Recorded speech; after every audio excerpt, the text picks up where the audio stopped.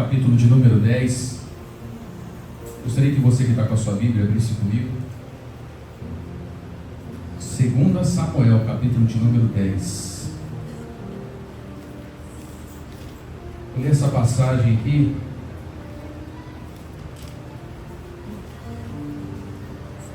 E ao lermos a palavra do Senhor, tenho certeza que Deus falará aos nossos corações hoje.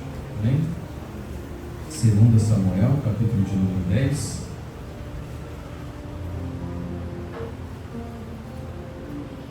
Todos encontraram? Diz assim a palavra do Senhor. Algum tempo depois, o rei dos Amonitas morreu, e seu filho Hanum foi o seu sucessor. Davi pensou: serei bondoso para com Hanum, filho de Naás, como seu pai foi bondoso comigo. E então Davi enviou uma delegação para transmitir a Hanum seu pesar pela morte do seu pai. Mas quando os mensageiros de Davi chegaram à terra dos Amonitas, os líderes dos Amonitas disseram a Hanum: seu senhor, achas que Davi está honrando seu pai ao enviar mensageiros para expressar suas condolências? Não é nada disso. Davi enviou como espiões para exterminarem a cidade, a fim de destruí-la. Então Hanum prendeu os mensageiros de Davi, raspou metade da barba de cada um e cortou também as suas roupas até as nádegas, e os mandou embora. Quando Davi soube disso, enviou mensageiros ao seu encontro, pois estava profundamente humilhados, e lhes mandou dizer: fiquem em Jericó até que a sua barba cresça, e então volte para casa. Verso de número 6. Vendo que tinham atraído para si o ódio de Davi, os amonitas então contrataram 20.000 soldados de infantaria dos arameus e de Bet-Reoabe e de Zobá, 1.000, e dos reis de Maaca, e 12.000 homens de Tobi. Ao saber disso, Davi ordenou a Joabe que marchasse com todo o exército. Os amonitas saíram e se puseram em posição de combate na entrada da cidade, e os arameus de Zoabe e de Roebe e os homens de Tobé, de Maaca, se posicionaram no campo aberto. Vendo Joabe que estava cercado pelas linhas de combate, escolheu alguns dos melhores soldados de Israel e os posicionou contra os arameus, e o restante dos homens sob o comando do seu irmão Abissai, e os posicionou contra os amonitas. Agora preste atenção nesse último verso que nós vamos ler, que é esse que você tem que se atentar. E Joabe disse a Abissai: se os amorreus forem fortes demais para mim, venha me ajudar. Mas se os amonitas forem fortes demais para você, eu irei ajudar. Vou ler novamente esse verso de número 11. E Joabe disse a Abissai: se os arameus forem fortes demais para mim, venha me ajudar. Mas se os amonitas forem fortes demais para você, eu irei ajudá-los. Amém? Deus, obrigado, Senhor, porque podemos ministrar louvores ao Senhor, orar, direcionar os nossos pedidos. Agora, nesse momento em que queremos ser ministrados pela sua palavra, Senhor, esteja falando aos nossos corações, que o Senhor traga esse alimento espiritual para as nossas vidas, em nome de Jesus. Amém? Irmãos, 2 Samuel, capítulo de número 10, que nós acabamos de ler, talvez não seja um texto conhecido dos irmãos, da grande maioria, porque a gente sempre tem alguns textos, ainda mais de pregação, de prática. Por exemplo, no capítulo anterior, que é o capítulo de número 9, já é um texto muito rico em pregações. Talvez, acredito eu, que todos os pregadores já pregaram o capítulo de número 9, que fala de Mefibosete. Eu já preguei. Pastor José Roberto já pregou. Os irmãos que aqui estão já devem ter pregado também. E você conhece a história de Mefibosete. O capítulo anterior é um capítulo muito movimentado. E é tão movimentado que quando pregamos o capítulo anterior, a gente tem o costume de pregar ele de uma forma textual. A gente vai, do texto, vai sendo revelada muitas coisas. Esse capítulo 10 também poderia ser da mesma forma, porque ele é uma quase extensão do capítulo de número 9. Entra-se no capítulo de número 10 agora, e Davi também quer agir com a mesma bondade, comovido daquela do capítulo anterior. E aqui está Davi, querendo fazer da mesma maneira que realizaram na vida de Mefibosete, estender aqui sobre a vida de um homem que agora acabara de perder o seu pai, que o seu pai também tinha ajudado Davi, tinha sido bondoso para com Davi. E Davi, então, comovido com a bondade daquele homem, sabendo de sua morte, ele quer falar com o filho desse homem, quer prestar as suas condolências a ele, quer agir com bondade para aquela família e expressar a sua generosidade. Só que o capítulo 10, ele é totalmente diferente do capítulo de número 9. Davi quer prestar a bondade a esse homem, em respeito a esse homem, e envia então mensageiros ao filho desse homem, que ele chama Hanum. E Hanum então, quando vê que Davi envia mensageiros a ele, e os mensageiros vinham da parte do rei para trazer notícias boas. Os mensageiros estavam chegando na sua terra, iriam até a sua tenda, iriam até os seus fortes, iriam até a sua presença para anunciar a bondade do rei sobre ele, sobre os seus homens e sobre a terra. Que lindo! Era só receber os mensageiros. Tudo bom. Aí ele foi ouvir conselho dos que estavam ao seu lado. E aí aqueles que estavam ao seu lado deram conselhos a Davi, dizendo: você está achando que Davi vai ser bonzinho com você? É mentira! Ele não vai ser bonzinho. Ele está enviando gente para espiar a terra, e quando menos você esperar, ele vai vir devastar a terra. Não preste atenção no que esses homens vão dizer, que é tudo mentira. E aqui então Davi recebe orientações e conselhos, e ele entende errado, e aqui então começa-se o desdobrar dessa história. A mensagem seria boa, e Hanum ouviu quem não devia, colheu uma história amarga para a sua vida. Ele, sendo impulsivo no recebimento da sua mensagem, colheu um fruto amargo. Ele, não entendendo o recado que o rei queria dizer para ele, colheu um fruto amargo agora para si e para todos que estavam com ele. Aqui eu nem começo ainda a pregação, mas o que vale é uma grande lição assim. Sempre que nos precipitamos, sempre que achamos ou compreendemos, ou achamos um entendimento por detrás que nem existe, irmão, colhemos algumas coisas na nossa vida, que são frutos amargos, que não eram aqueles que deveriam vir ao nosso encontro, mas agora são gerados. Lembra que ainda lá na terça-feira, que nós estávamos na Fundação Casa, Luiz? Ou na segunda? Não lembro do dia. O Luiz falou para ele que o preço vem, e os meninos que estão lá sabem do preço. Muitas vezes ouviram quem não devia, agiram como não era o correto, e as consequências vêm. Olha o que está acontecendo com a mão aqui, a mesma coisa. Então aqui vem a primeira lição desse texto para nós, que muitas vezes, ou na grande maioria das vezes, ou em quase todos os casos, os nossos problemas são criados por nós mesmos.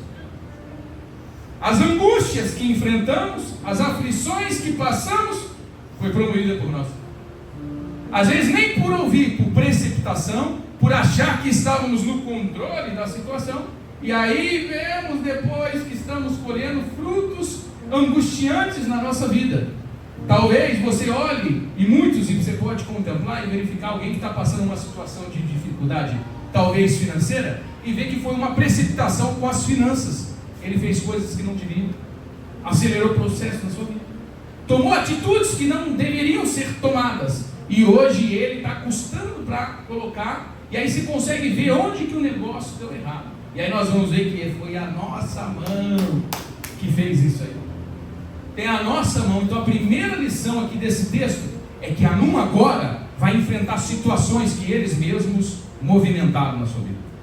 Então essa lição fica aqui, um alerta para nós, dizendo assim: olha, não vamos criar guerra, não vamos ser agentes de violência, de tormento, Ou talvez você possa olhar à sua volta e ver quantas guerras poderiam ser evitadas.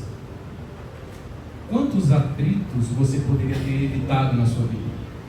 Quantas situações indesejadas poderiam ser evitadas? Quantos casamentos que se romperam não poderiam ter dado certo, continuado dando certo? Quantas vezes, quantos problemas, quantas situações, quantas circunstâncias? Podemos olhar até guerras que acontecem ao redor do mundo, poderiam ser evitadas, mas não, parece que o ser humano, ele é capaz de honrar consigo mesmo, ou de desabar as suas próprias estruturas, promovendo situações que fogem ao seu controle, e depois vivem para resolver essas situações que foram geradas pela sua própria mão. Porque não buscamos a orientação, não estamos debaixo do que Deus quer para a nossa vida, e nos distanciamos daquilo que o Senhor tem.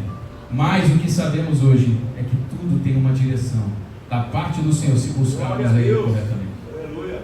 Existe saída para todos os problemas. Aleluia. Só basta a gente entender que essa posição que criamos, situações que geramos, hoje é possível nós termos o remédio que vem do céu sobre a nossa vida.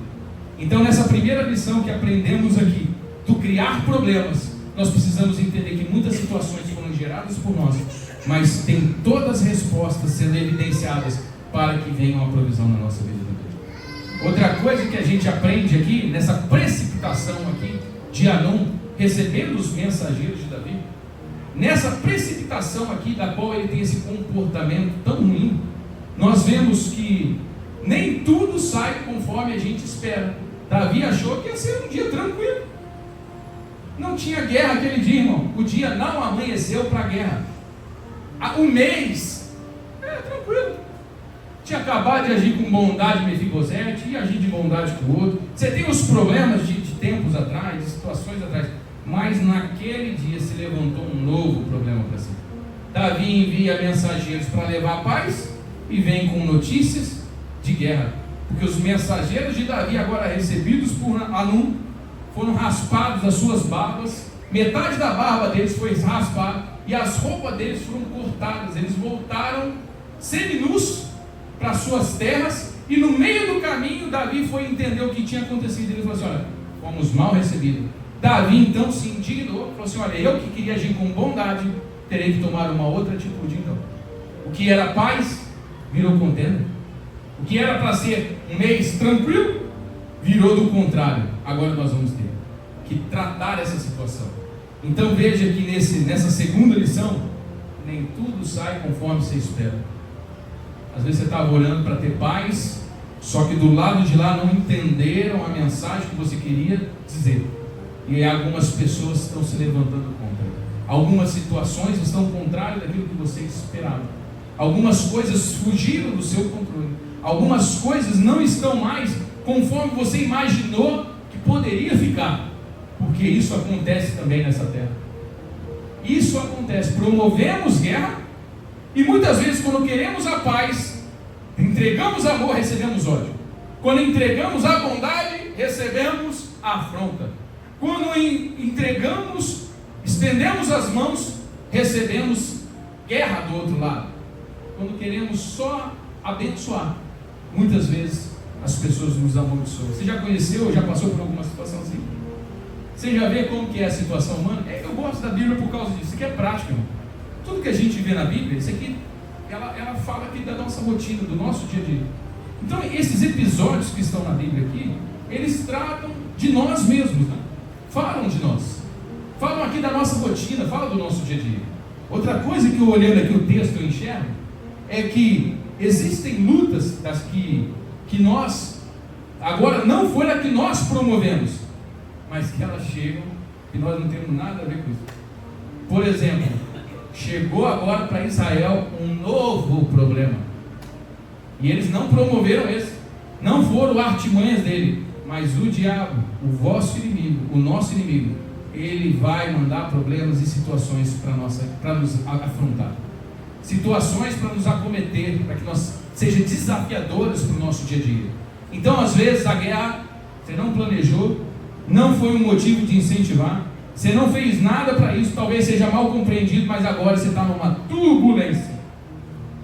E aqui então nós começamos a entender que nessa situação de turbulência indesejada para nós, que nós não criamos, nós temos que tomar uma posição. E essa é a posição que esse texto aqui vai nos ensinar. Como vamos agir diante do que estamos passando? Como nós vamos nos comportar diante da afronta? Como nos vamos comportar diante dessas pedras que estão se arremessando, sendo arremetidas contra nós? E aí então, você vê que agora, o que era para ser paz, virou guerra. E agora nós temos o inimigo do lado de lá, pronto para guerrear contra Davi, e Davi agora se levanta para receber e afrontar o inimigo. Olha que o circo está amado. Então do lado de lá está Hanun. Hanun sabia que Davi e Israel eram bons na guerra. O que ele faz? Ele vai e chama vizinhos, soldados, reis. Ele contrata homens especialistas em guerra. E aí ele reforça o seu exército. Ele reforça porque ele sabia que a guerra aquele dia seria pesada. Ele não quis medir esforços. Então ele vai lá, como diz no versículo de número 6, e vendo que agora Davi ia se levantar contra ele, os amonistas então foram e contrataram 20.000 homens dos arameus, e também lá de Zobá 1.000 homens, e depois também 12.000 homens de Tobé. Então ele reúne o seu exército, mais um exército que foi contratado por ele.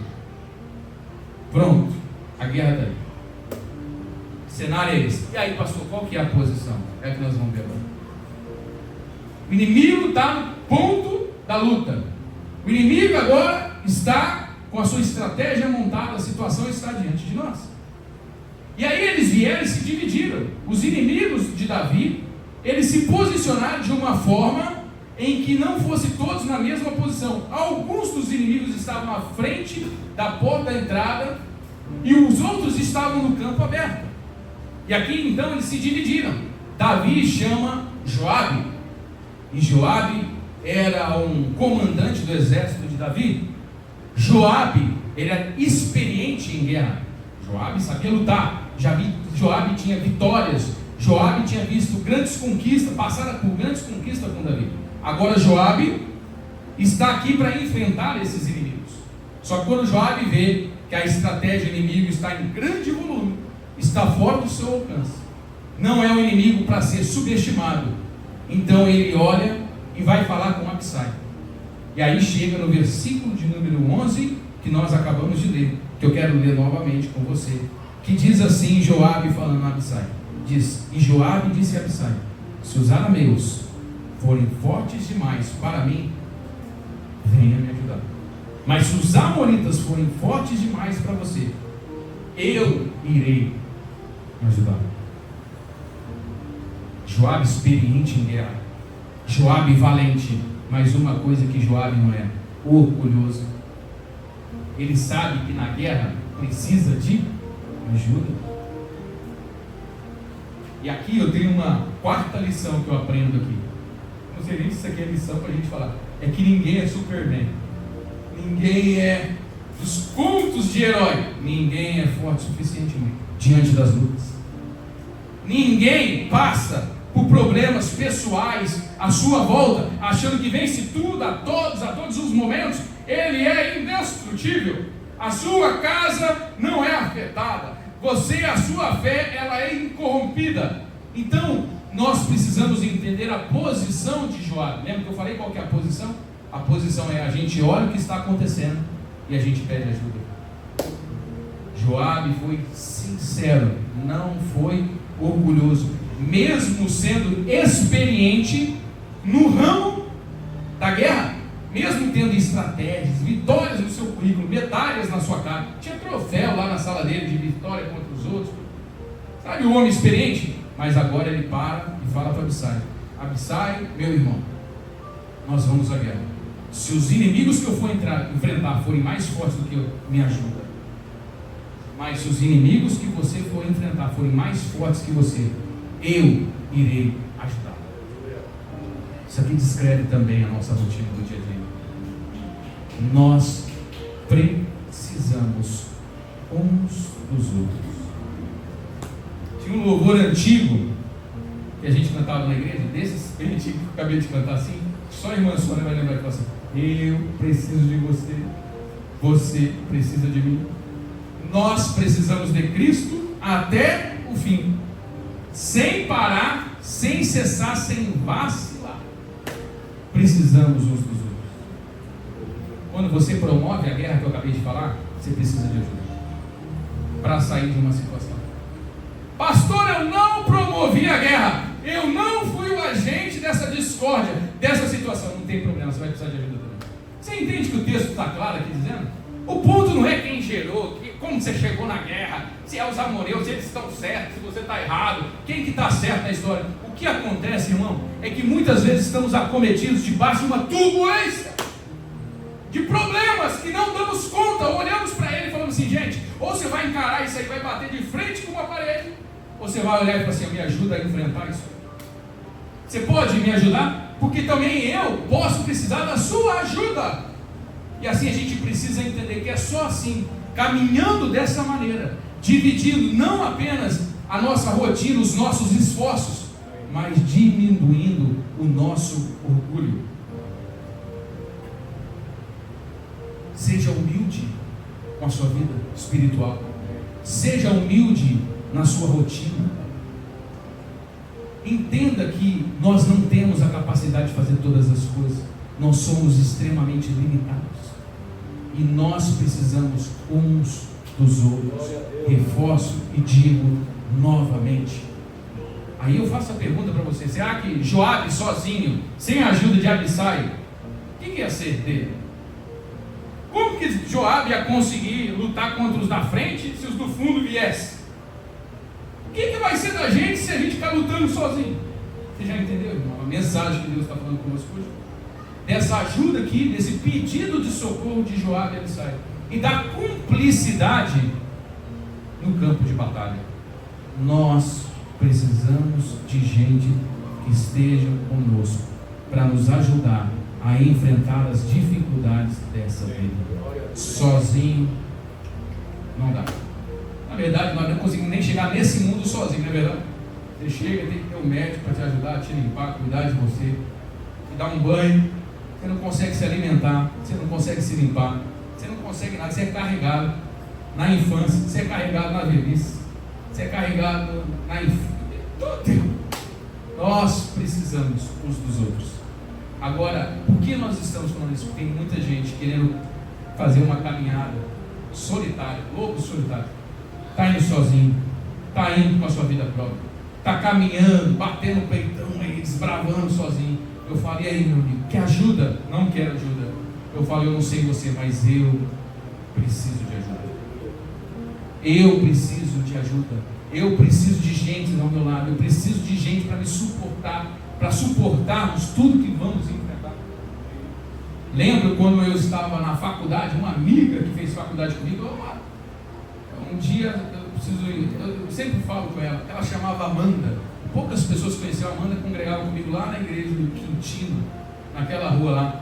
A Amanda, eu e ela, concorrendo, a gente estudava no Spinelli aqui, concorremos à bolsa da faculdade. Ela ganhou a bolsa da faculdade, eu ganhei também. Eu falei: e aí, Amanda, o que você colocou lá? Que faculdade você quer fazer? Administração. Eu falei: eu também. E além de amiga da escola aqui, do ensino, nós fomos amigos durante o período da faculdade. Gente, acho que eu só me informei por causa dela. Porque logo no primeiro semestre eu falei: mano, isso aqui não. Dou conta de cenário. Eu falei: você dá conta? E tinha muita gente querendo dar onde você está aí. Você larga a mão de ser orgulhoso, baixa a sua bola e vem estudar, faz sua parte. E ela sempre me incentivava, sempre estava ali falando: olha, vai, continua. Era uma pessoa exemplar, sabe, uma pessoa que se dedicava. O professor passava a matéria hoje, para entregar dali 3 meses, dali 2 dias a menina estava com a matéria pronta. Eu falava: gente, eu gosto de fazer na última hora, eu gosto, sabe, daquela emoção, eu sou assim. E ela já fazia 2 dias depois, era para daqui 3 meses, Amanda, já leu, leia um livro e faça um resumo. Dali 2 dias estava todo mundo lendo o resumo da Amanda. Ninguém lia o livro, todo mundo só precisava do resumo dela. E ela era tão hábil, tão forte, tão capaz, tão dedicada. E lembra ainda que todo mundo aprendia com ela. último ano, a monografia, todo mundo tem que fazer o curso, todo mundo aqui sabe fazer a monografia, o TCC para entregar lá, da conclusão do curso. A Amanda já tinha terminado a monografia dela, o TCC, no segundo ano. Gente, o que pode esse negócio, né? E no último ano, era muito aluno, os professores falaram assim, olha, esse ano aqui, por conta da quantidade de alunos que nós temos aqui, nós vamos ter que fazer em dupla. Ela falou, quer vir no meu? Eu falei, ela já está pronta, irmão. Eu falei, topo. Eu falei, quem sou eu para ter esse orgulho aqui, né? Eu vou no seu, o que é que nós estamos fazendo de trabalho? Eu já fiz isso aqui, o que eu faço, mano? Só estuda aí, para a gente apresentar. Gente, eu peguei carona na produtividade da minha amiga, irmã. E aí, chegando no dia da apresentação do TCC, ela que fez o TCC. Eu só li o TCC, nós dois tínhamos que apresentar. E aí nós combinamos, eu começo, você fala, ela fala, eu falo. Sabe aquele negócio? O combinado não sai caro? E lá naquele dia, eu comecei e fiz a apresentação. Na hora da Amanda falar a palavra dela, a frase dela, ela travou. Eu falei, olha, vai, irmão. Aí eu percebi que aquele dia ela estava angustiada. E eu falei assim, opa, o que ela quer dizer aqui é o seguinte, que essa parte, porque eu nunca tive esse problema com a oratória, né? Eu já falei a parte dela. Aí voltei na minha e falei, agora ela vai falar disso aqui. Já deixava tudo só para ela falar, e ela falava. E aí, e com aquela apresentação que eu mais falei do que ela. E aí os professores do lado de baixo falaram assim, olha, gostei do jeito que vocês fizeram. Um ajudando o outro na apresentação. Eu falei, quem foi ajudado aqui fui eu. Mal sabe eles, eu só fiz foi estudar isso aqui e falar aqui na frente. Quem fez o trabalho pesado foi a Amanda. Quem fez o trabalho de ficar lendo, estudando, vendo as bibliografias, quem já fez aqui faculdade sabe disso, irmão. E ela que fez, eu só ajudei ela, irmão. Uma mísera ajuda no dia da apresentação. E a nossa nota foi boa, passamos no curso, para a honra e para a glória do Senhor. E aqui eu entendo muito bem esse texto, que quando você precisa de ajuda, você precisa ajudar. E não é quem faz mais, aqui não está falando de quem é mais forte. Está falando que é o seguinte, se eu não der conta, o Joab está sendo prático para a gente dizer, o Abissai, se eu não der conta, você me ajuda. Agora, se você não der conta, eu quero te ajudar também. Irmão, a pergunta agora é para nós, você está dando conta? Você está enfrentando como deveria enfrentar? Ou você acha que você está precisando de alguma ajuda, de um auxílio, de alguma outra maneira, para enfrentar a situação que está sendo apresentada diante de você? E nós que estamos aqui hoje, ouvindo a ministração do Senhor, a pregação, ou somos ministrados ao Senhor, nós temos um papel importante, que é de estar firmes na presença do Senhor, mas reconhecendo que às vezes uns vão estar para baixo, nós precisamos ajudar também. A palavra de Deus fala em Eclesiastes capítulo 4, versículo de número 9. Eclesiastes 4, 9. Quero dividir esses dois versos aqui também com você. Eclesiastes 4, 9. Olha só o que esse texto aqui diz. Fala assim, ó.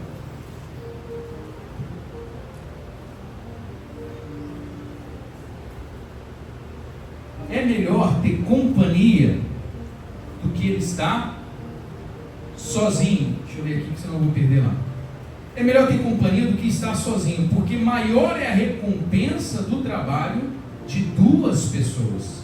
Se um cair, o amigo pode ajudá-lo a se levantar, mas pobre do homem que cai e não tem quem o ajude a se levantar. E se dois dormirem juntos, vão se manter aquecidos. Como, porém, vai se manter aquecido um sozinho? Um homem sozinho pode ser vencido, mas dois conseguem se defender. Um cordão de 3 dobras não se rompe com facilidade. Está claro, eu preciso explicar o que aqui. Isso é claro. Só que isso aqui é claro, de uma clareza tão grande que não adianta ser a teoria apenas. Isso aqui é claro na prática. Tem gente que só fala isso, tá vendo, irmão? Como que é? Se a gente fizer isso aí. Esse negócio de como vai ser, irmão, é assim, fazendo no dia a dia. Tem que ser na prática, todo dia. O cordão de 3 dobras não se rebenta com facilidade. Sozinho, menos. Juntos, mais.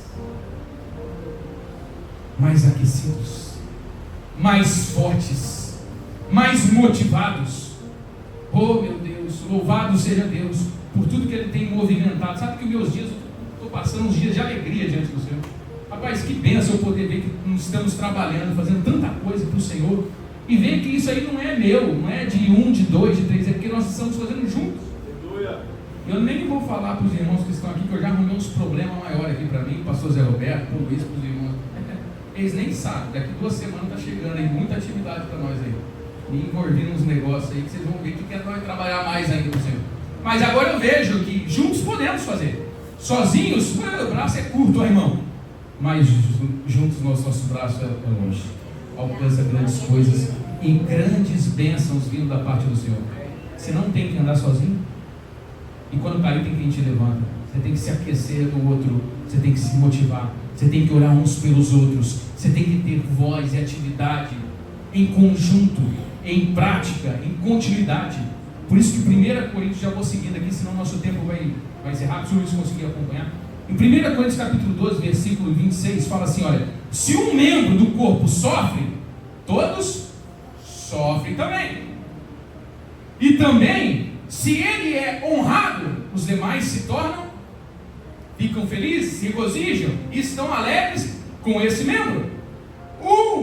Uma situação que você passa, irmão, é o suficiente para te acomodar. Eu falei semana passada, irmão, eu coloquei a pedrinha do rim para fora, irmão. Não sei nem que milímetro que é, irmão. Uma pedrinha que eu olhei para ela assim, abusada. Foi você que me fez passar aquela vergonha lá na UPA. É uma pedrinha desse tamanho, irmão, que eu me joguei lá na portaria do prédio. Socorro! Qual que é o seu nome? Eu não conseguia falar meu nome. Você quer falar com quem? Ainda bem que a mulher interfonou lá e falou assim: tem um cara aí para vir aqui? Não, sou eu. Onde você quer ir? Opa!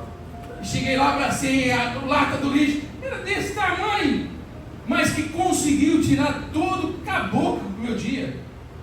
Um pequeno, no nosso lugar, uma pedrinha, irmão, nos abate. Sabe, a gente não consegue ter controle, a gente não consegue, sabe, ter controle de nada na nossa vida. É desse tamanho. Eu já falei para os irmãos, uma vez eu estava ajudando um irmão na casa dele. Vamos lá fazer uma amassada daquela de cimento na casa da irmã. E eu peguei uma enxada. Peguei na enxada e aquela enxada velha, sabe, fica guardada na casa. E aí é cheio, a madeira é dura. Minha mão já não é grossa, é bem fina, né? Aí entrou uma farpa no dedo. Uma farpinha, irmão, aqui. Farpa. Eu não consegui tirar ela, tirei só um pedacinho. Fui para um culto lá da igreja que a gente congregava lá. Irmão, à noite, sabe o que começou a acontecer? Eu comecei a perceber, comecei a suar. Começou a me dar febre. Falei, gente, é a farpa. A farpa está me dando febre. Saí de lá, falei para a Natália, eu vou para o hospital. Por causa de uma farpa. Irmão, eu cheguei no hospital. Na recepção, que vergonha. Cheguei lá, tinha 2 meninas caindo de moto. Tudo assim, ó, torta, assim, sangrando. Com a língua de fora, esperando socorro, sem posição, está esfolada. E a mulher da recepção, pois não? O que você precisa? Tira uma faca. Eu fiquei olhando para as meninas e eu falei bem baixinho para eles não entenderem que era por causa de uma farpa que eu estava lá. Irmão, uma farpa me levou lá no hospital. Eu falei assim, eu não dou conta dessa farpa aqui. Isso aqui está me matando, vai me dando febre. Bate no dedo aqui, o coração agita. Eu estou chorando. Eu não aguento essa farpa. E aí, me encaminhou, chegou na frente da médica, irmão. O que eu ia falar para a médica? Eu falei assim, eu quis demonstrar minha valentia. Eu falei, é o seguinte, hein? Sou homem, eu posso morder o braço aqui agora, não dá um pedaço que eu não reclamo. Mas a farpa, se por favor, dá uma anestesia para tirar ela. Eu tive que pedir, ela deu anestesia para tirar um pedacinho de madeira. Eu já não estava aguentando mais, gente. Eu falei assim, meu Deus, o corpo todo padecendo. O corpo só falava, tira essa farpa, tira essa farpa. Era mínimo o negócio. Gente, é assim a nossa realidade. Tem uma coisinha desse tamanho que está acabando com tudo na nossa vida, gente. Que a gente só tem que reconhecer e saber onde é que está o problema. Reconhecer que por menor que seja a pedrinha, a farpa, irmão, não dá para nós. a gente não é forte o suficiente. A gente tem que entender que uma vez que nós estamos nessa situação, nós precisamos saber que nós vamos precisar de ajuda. Só assim. E aí nós entendemos por que um membro do corpo sofre, todos sofrem junto. Mas quando um está feliz, nós damos glória a Deus e aleluia. Porque nos alegramos também. Somos movidos assim, em Romanos capítulo de número 12, versículo de número 10, fala assim, ó, dediquem-se uns aos outros. Olha só, não assim mesmo, porque o que é comum é assim, nós fazemos para o nosso bem próprio, para nosso próprio deleite, para as nossas próprias vontades. Não é isso aqui que Paulo está falando. Não é isso que ele está falando aos romanos. Paulo, uma vez convertido no Senhor, ele aprendeu uma coisa, que agora a vida dele não era mais de perseguição, jogar pedra, maltratar ninguém, era se dedicar aos outros. Quando me dedico, quando faço, quando me empenho a esse papel, aí sim eu faço o que o Senhor quer que eu faça. Deus abençoa, por isso que fala que onde está ali a comunhão, quando está ali a humildade, a bênção do Senhor está ali. Dediquem-se uns aos outros, a preferir honra a vocês mesmos. E ainda depois, no capítulo 12, no versículo 15, ele está continuando nesse assunto aí, ele fala assim, olha,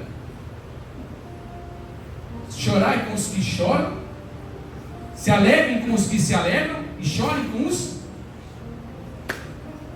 Mas parece que hoje, no nosso dia a dia, a gente vê o contrário disso aqui. Se a pessoa está triste, tem pessoa feliz com a tristeza dela. E às vezes a alegria da outra é uma tristeza para alguns. É só você falar, irmão, comprei uma casa nova, você vai ver que 3, 4, bate palma para você e fala, glória a Deus! E você deixa o mundo inteiro bicudo. Por que ele consegue, eu não consigo, a minha também. Olha que a casa dele é grande, olha como a casa dele é bonita e a minha não é igual a dele. A alegria deve ser compartilhada à tristeza do outro. Isso aqui é um grande ensinamento para a gente. O que Joabe falou para Abissai, eu pego isso aqui mesmo. É entender que posição que Joabe, aquele cara valente, poderoso, estrategista, reconhece e fala, rapaz, eu acho que hoje pode não dar bom para a gente. Mas se não der bom, você me ajuda? Você pode me ajudar? Hoje. Isso aqui é onde que habita a bênção do Senhor. Glória a Deus. A bênção do Senhor só habita quando isso aqui está em prática, nesse curso, quando está sendo feito assim. Quando Paulo fala aos Gálatas, no capítulo de número 6, no versículo de número 2, ele está ali encerrando o discurso aos Gálatas, só mais 5 minutos eu encerro a pregação. Ele está ali encerrando o livro de Gálatas, a carta aos Gálatas, e ele fala assim, olha, levem os fardos uns dos outros, e assim cumpram a lei de Cristo. Olha lá que está bem claro, como forma explícita e para ser feita na prática. Levem os fardos uns dos outros. Claro que todos nós temos, como a gente fica fácil nós entender, cada um tem a sua cruz. Toma a sua cruz e vamos. Cada um tem a sua cruz. Mas o fardo dela, quando pesado, pode ter ajuda. E eu quero dizer isso, que talvez apareça ou tenha pessoas à sua volta precisando da sua ajuda, para você carregar o fardo de Jesus. Assim como até o nosso Senhor Jesus já não aguentava carregar mais o madeiro, e aí olharam um homem lá, aquele homem era um Simão, lá de Cirene, e aí colocaram a cruz do Senhor Jesus para ele carregar, e aquele homem carregou a cruz de Jesus Cristo. Se com vontade ou sem vontade, não sei, irmão, sei que nem o Senhor Jesus fisicamente conseguiu levar aquilo, mas Jesus fez algo que Simão não poderia fazer, porque Jesus não tinha pecado, não tinha defeito, ele era o Filho unigênito de Deus, que teve que padecer na cruz, para que nós pudéssemos entender isso hoje. Às vezes, o que você está passando vai ter que passar, mas na rotina do dia a dia a gente vai se ajudar, nós podemos nos auxiliar. Talvez não dá para cumprir 100% do que você tem que fazer sozinho, exclusivo para você, mas no que diz respeito a carregar a cruz pesada que você está carregando, nós podemos nos ajudar. E aí eu já quero só encerrar assim, que enquanto nós estamos na terra, nós podemos ter ajuda. Precisamos da ajuda das pessoas nessa terra, mas a nossa vitória vem do céu. Glória a Deus! A ajuda é aqui, é nossa. A vitória é garantida.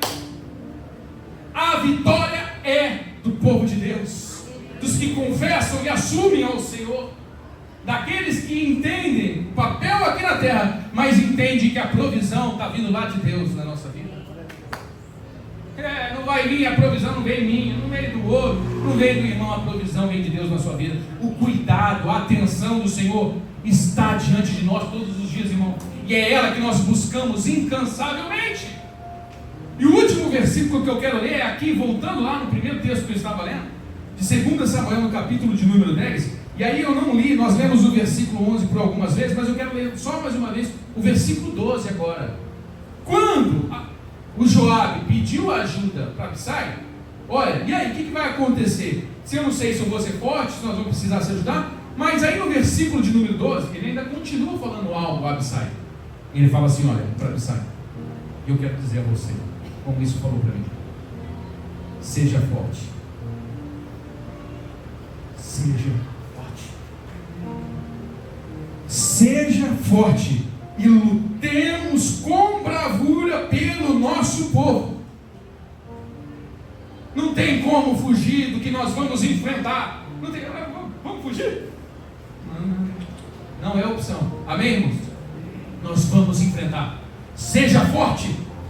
Lute pelo aquilo que é seu, pela sua casa, pela sua família, pela sua vida, pelo aquilo que o Senhor tem para você. Lute por isso, pelo que é nosso, pelo nosso povo e pelas cidades do nosso Deus. E aí ele conclui assim, e que o Senhor faça o que for bom aos olhos dele. Na minha versão está falando assim, que o Senhor faça o que for da sua vontade. Nós vamos fazer o nosso papel na terra e Deus vai fazer o papel dele no céu.